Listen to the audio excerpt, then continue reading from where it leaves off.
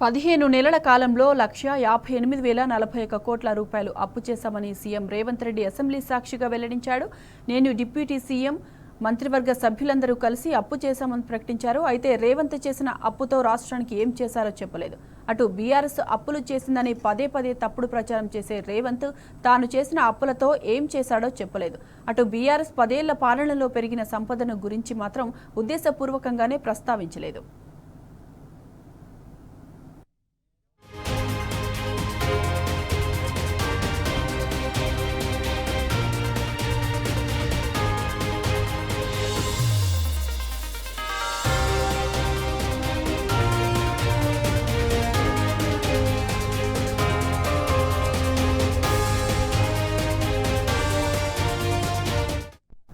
పదిహేను నెలల కాలంలో 1,58,041 కోట్ల రూపాయలు అప్పు చేశామని సీఎం రేవంత్ రెడ్డి అసెంబ్లీ సాక్షిగా వెల్లడించారు. నేను డిప్యూటీ సీఎం మంత్రివర్గ సభ్యులందరూ కలిసి అప్పు చేశామని ప్రకటించారు. అయితే రేవంత్ చేసిన అప్పుతో రాష్ట్రానికి ఏం చేశారో చెప్పలేదు. అటు బీఆర్ఎస్ అప్పులు చేసిందని పదే పదే తప్పుడు ప్రచారం చేసే రేవంత్ తాను చేసిన అప్పులతో ఏం చేశాడో చెప్పలేదు. అటు బీఆర్ఎస్ 10 ఏళ్ల పాలనలో పెరిగిన సంపదను గురించి మాత్రం ఉద్దేశపూర్వకంగానే ప్రస్తావించలేదు.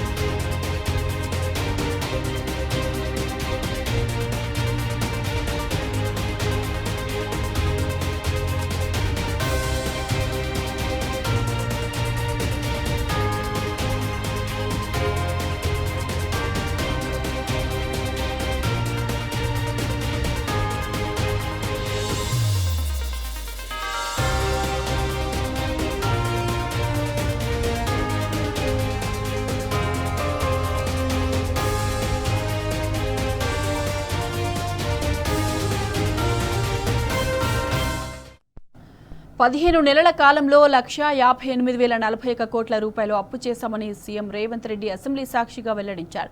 నేను డిప్యూటీ సీఎం మంత్రివర్గ సభ్యులందరూ కలిసి అప్పు చేశామని ప్రకటించారు.